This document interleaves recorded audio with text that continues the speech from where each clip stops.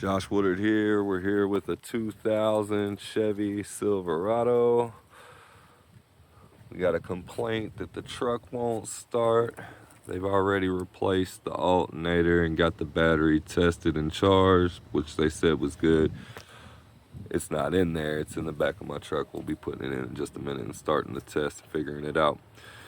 So stay tuned and let's see what's going on with this truck. So as you can see, this thing's got a lot of corrosion on it. It's not really in the best shape. So the first thing we're gonna do is just kind of clean up the connector. A lot of people like to use drills, and the drills will actually eat these connectors up if the corrosion's already started eating into them. All you need is just a little wire brush, y'all. All right, guys, we got those terminals all cleaned up. Got them on there. We're about to go ahead and try to start the truck and see what we got going on.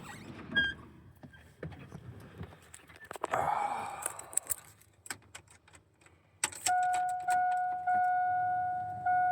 that fuel pump kick in.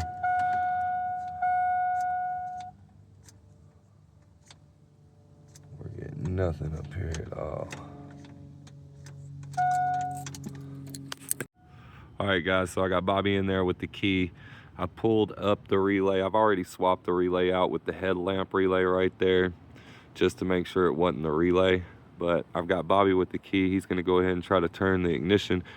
And if it goes through here and gives me a signal, that means that everything's going through the relay and it's past the relay that we gotta deal with. Go ahead, Bobby. And we got a signal, 12 volts.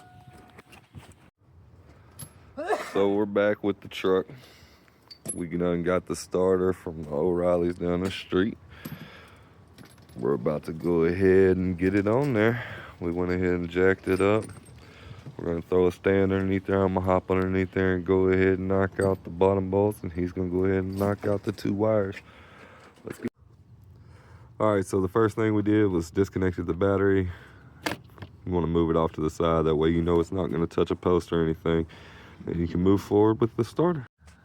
First things first, you want to get this 10mm that's in this hole. It wasn't here on this truck, but it's still got the cover. Then you'll want to get these 2 13mm loose, and then we'll be turning the starter sideways towards the fender well. That way Bobby can get the 2 electrical connectors in the back. Always make sure that battery's disconnected, that way you ain't sparking on the side.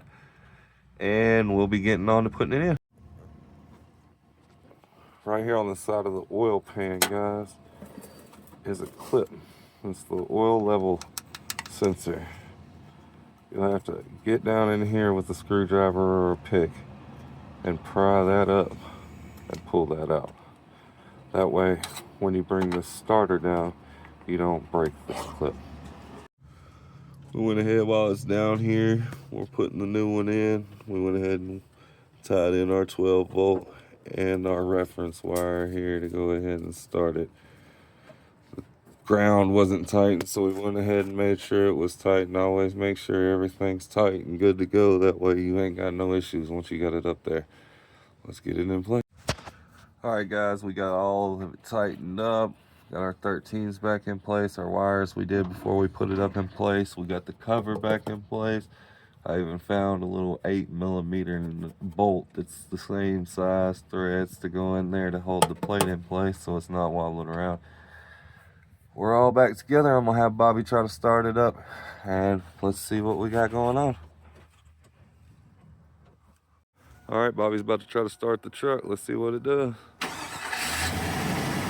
Up and running. That's another one fixed, guys. Let's go.